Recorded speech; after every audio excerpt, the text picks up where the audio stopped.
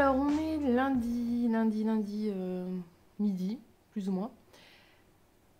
Croyez-moi pas, il fait beau. Oui, il fait beau, il y a du soleil, le ciel est bleu, c'est incroyable. Je suis ravie et de bonne humeur malgré que ça caille de ouf, il a gelé cette nuit. Bref. Alors, qu'est-ce que je peux vous raconter en cette matinée ensoleillée? Je sais pas trop ce que j'ai filmé ce matin parce que j'ai lu en fait, voilà. J'ai pas le mal lu puisque j'ai terminé le prieuré de l'Oranger. J'ai plein de trucs à dire dessus. En fait, j'ai entendu un petit peu toutes les critiques et des critiques que je peux parfaitement concevoir concernant le prieuré de l'Oranger, à savoir que ça manque de dragons, ça manque d'épreuves autour des dragons, que la fin est un peu rapide, et je sais qu'il y en a eu d'autres, que le début est trop lent, enfin voilà. Très sincèrement, moi, je n'ai rien à redire. Disons que, en fait, si vous voulez, effectivement, j'aurais apprécié un peu plus de dragons, c'est pas faux. Mais j'aime le livre comme il est, tel qu'il a été écrit, ça ne m'a pas posé de problème. La fin est effectivement rapide, ça se fait sur quelques dizaines de pages. Quand on voit la taille du livre, on peut se dire c'est bâclé. Mais moi, étant donné que je fais partie des gens qui n'aiment pas les scènes de bataille parce que je ne les comprends pas, enfin du moins j'arrive pas à me les représenter. Donc à chaque fois j'ai l'impression que c'est un, comment dire, un méli-mélo d'actions qui se répondent, des machins qui tombent, des bidules qui s'interposent. Et voilà, et en fait j'arrive pas, en fait c'est, comment dire, c'est à la fois hyper rapide parce qu'il se passe plein de trucs et à la fois je trouve ça toujours trop lent et j'ai qu'une envie, c'est de passer des moments, donc je saute des paragraphes à chaque fois et puis à un moment il se passe un truc et je me dis ah, mais j'ai raté quelque chose là, donc je reviens en arrière. Bref, j'aime pas les scènes de bataille. Concrètement, je pense qu'il est temps que je l'admette, je n'aime pas ça. Donc là, le fait que ça se fasse assez rapidement, moi, très sincèrement, ça m'a pas dérangé. Parce qu'on avait l'essentiel, je trouve, et parce qu'il y avait juste ce qu'il fallait pour que ce soit compréhensible et bien fait, sans que ce soit pénible à lire à mon sens. Ne m'en voulez pas, je pose le livre parce qu'il pèse un âne mort. Voilà. Donc, que vous dire sur le prieuré de l'Oranger? Très sincèrement, pour moi, il fait partie de ces livres pour laquelle, c'est un peu comme Eragon, je trouve, la conclusion n'a pas franchement d'importance. Du moins, on est donc sur une grande quête, sur une grande aventure évidemment. Mais c'est quand même ce genre de livre où on part du postulat qu'a priori, on se demande plus comment ils vont gagner plutôt que est-ce qu'ils vont gagner. Il n'y a pas de... Alors évidemment, on peut perdre des personnages au passage, il peut y avoir des sacrifices, des morts et tout, hein, je dis pas le contraire. Mais dans l'ensemble, on se demande plus comment ils vont faire pour gagner plutôt que est-ce qu'ils vont gagner, quoi. Je veux dire, il n'y a pas trop de doute sur le fait que le grand méchant démoniaque sera vaincu au final. Du coup, si vous voulez, moi ce qui m'intéresse dans ce type de quête, d'aventure, c'est plutôt le chemin que la finalité. Et c'était d'ailleurs tout à fait le cas dans Eragon. C'est toujours, vous savez, un petit peu absurde ces fins où le grand méchant est tellement puissant qu'il est invincible, mais on trouve quand même un moyen de le vaincre. Enfin, je veux dire, on est d'accord que ça repose quand même un peu sur un postulat un peu faussé, un peu... comment dire? Voilà, c'est pas cohérent entre guillemets. Enfin, et en fait, dans ce livre, je trouve que ce qui est vraiment intéressant et le plus intéressant, c'est tout le cheminement. Parce que c'est avant tout, je trouve, une aventure humaine. Et je le dis au sens où on suit des humains avec des passions d'humains, avec des idées d'humains, avec des a priori d'humains, avec des défauts d'humains qui vont apprendre à évoluer. Et c'est ça que j'ai trouvé génial. C'est-à-dire que on part quand même sur un bouquin, si vous voulez, où l'univers de base est quand même assez génial.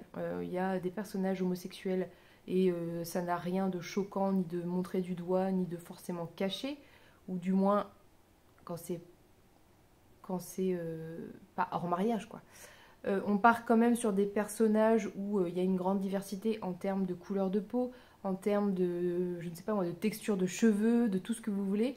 On part quand même dans un monde où les femmes ont une place largement équivalente à celle des hommes, où il y a beaucoup de femmes dirigeantes, de reines, de chefs, d'impératrices, de ce que vous voulez.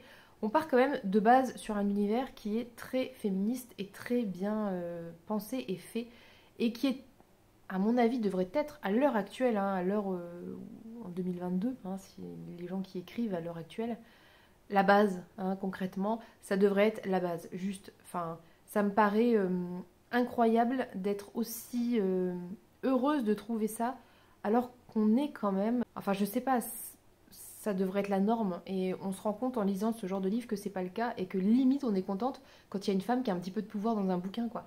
Alors que ça pourrait être bien plus poussé, ça pourrait être bien plus recherché. Et c'est essentiel que des jeunes, quand je dis des jeunes, j'entends en fait tous les âges, hein, je veux dire, autant de l'enfance pour des livres jeunesse jusqu'à du young adult ou je ne sais quoi là. Parce que moi les noms de genre j'ai du mal, mais bref, soit.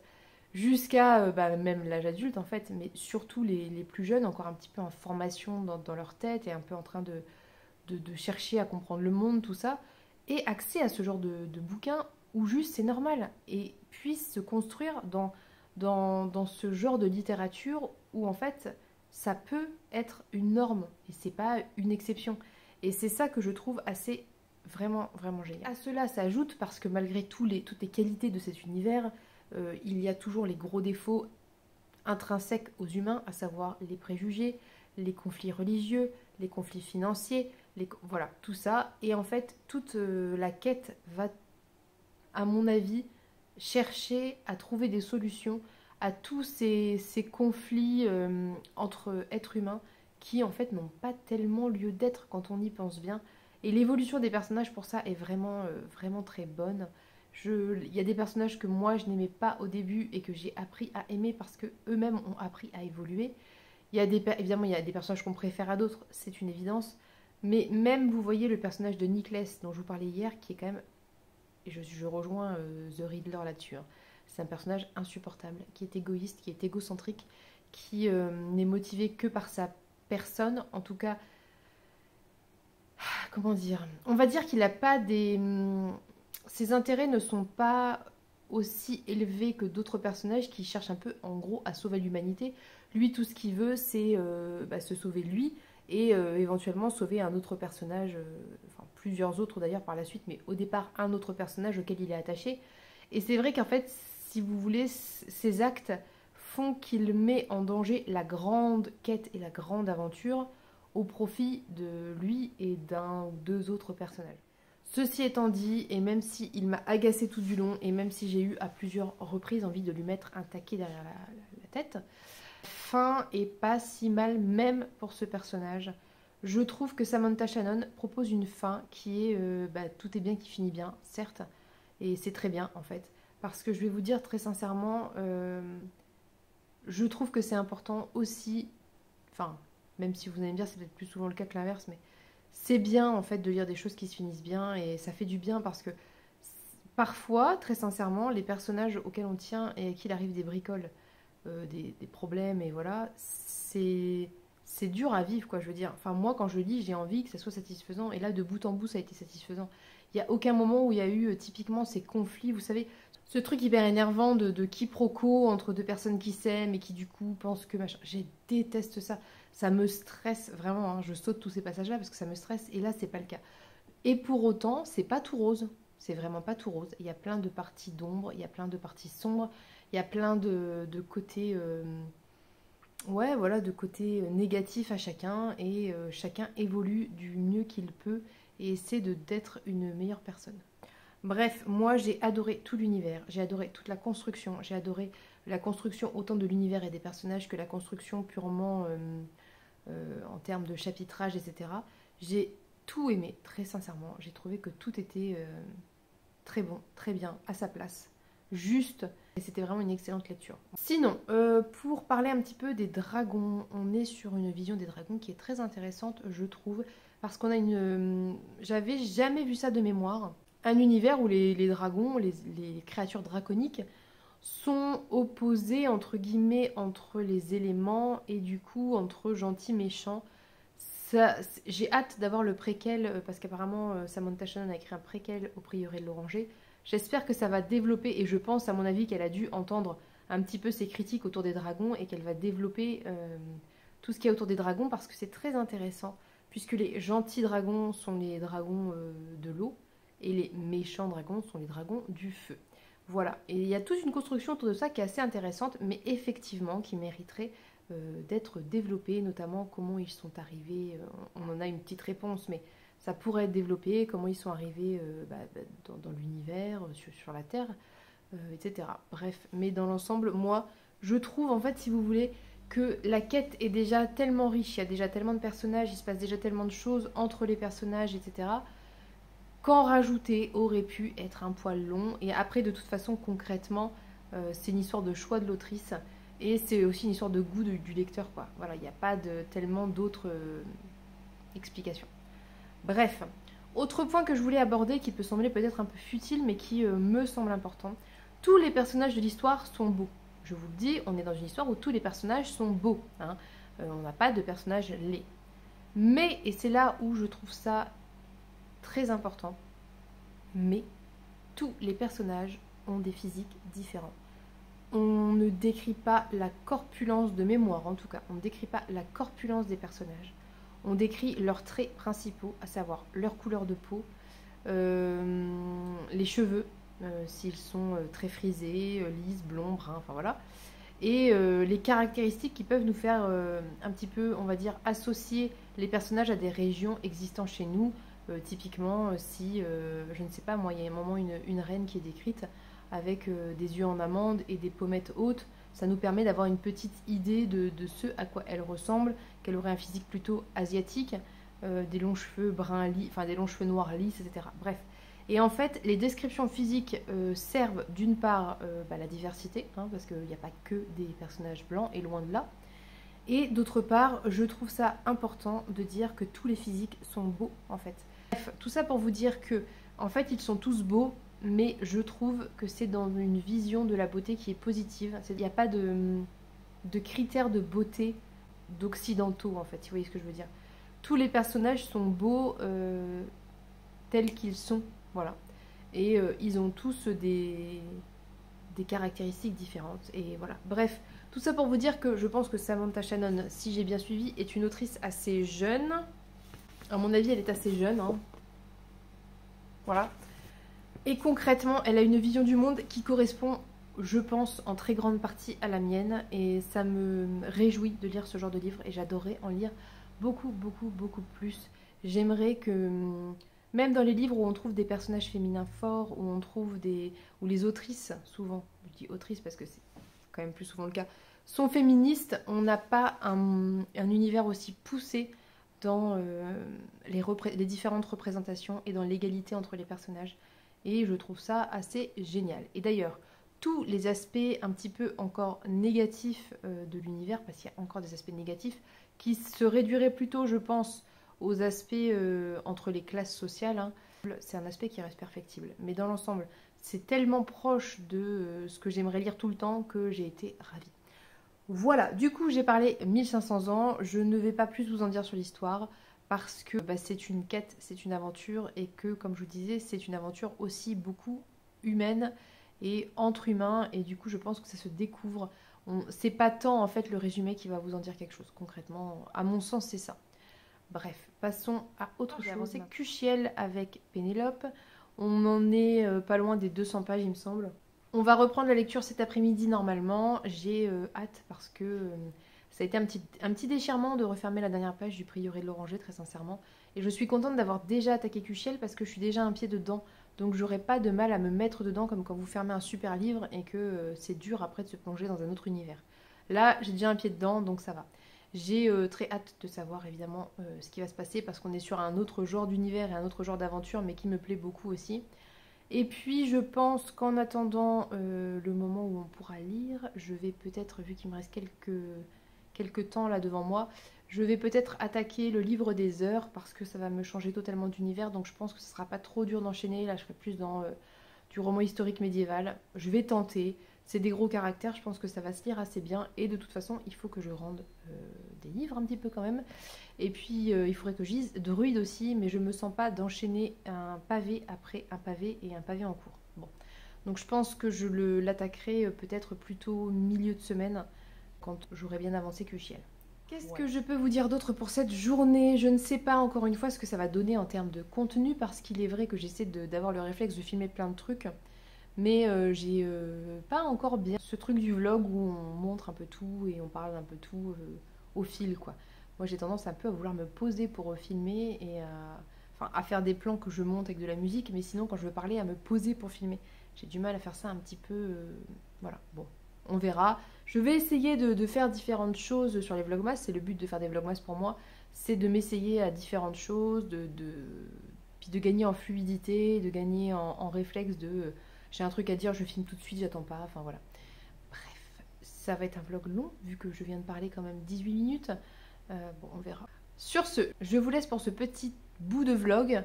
Je vais voir ce que je vais attaquer, je vais voir si je fais une pause. Je vais commencer par me faire un café, parce que chez moi, ça caille. Et puis, vu que l'enfant est à la sieste, je vais ranger. Et tout ça, et puis faire toutes ces choses qui n'ont rien à voir avec la lecture, qui sont absolument passionnantes et que nous faisons tous, je pense. Voilà, à tout à l'heure.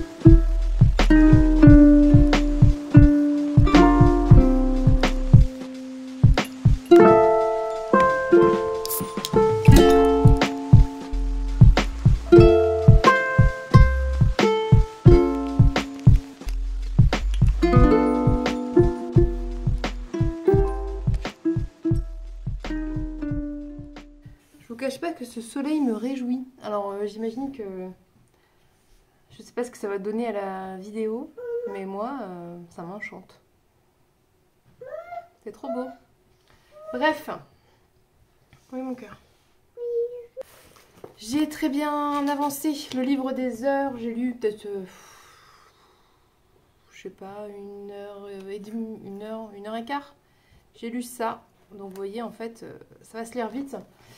Parce que en fait c'est en très gros caractère, ce qui est très reposant pour les yeux, bien qu'un peu déstabilisant au début. Mais en vrai c'est hyper reposant, parce que c'est fait pour les personnes qui ont des problèmes de vue, donc forcément quand t'as pas vraiment de problème de vue, c'est juste reposant quoi.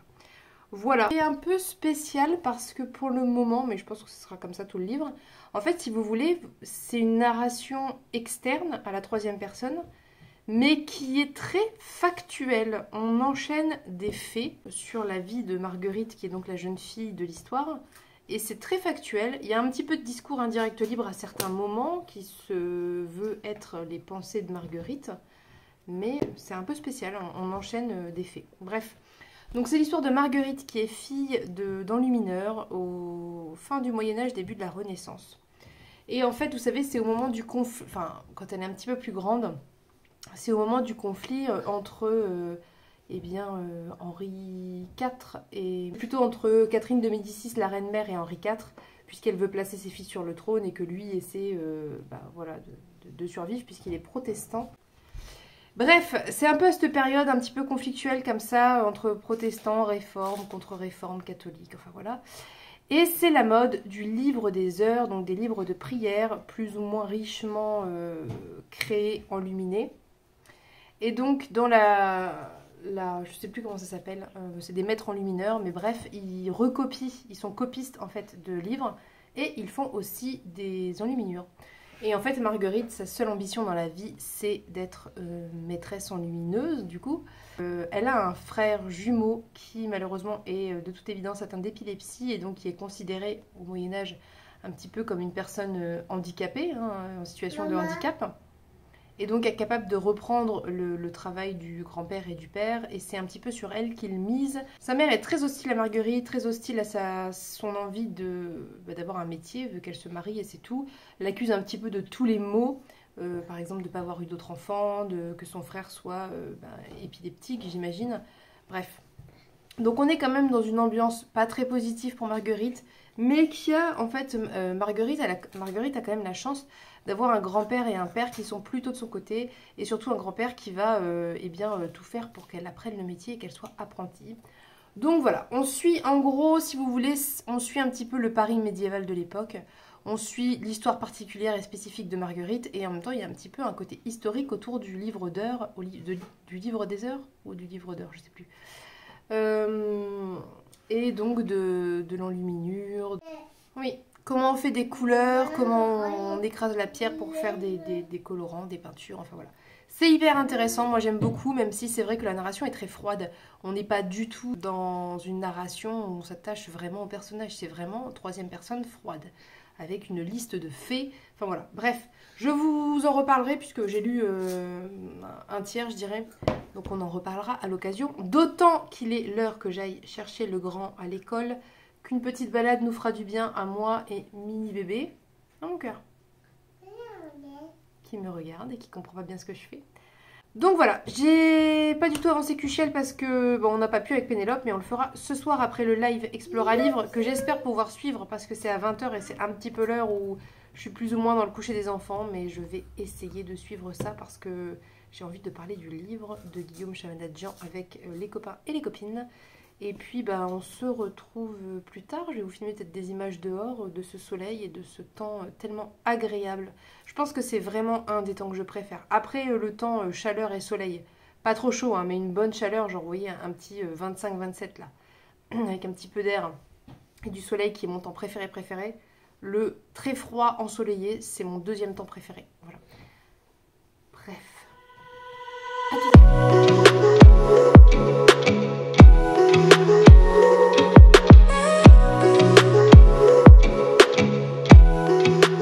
Et voilà, c'est l'heure de la clôture. Il est tard là, vous voyez la lumière.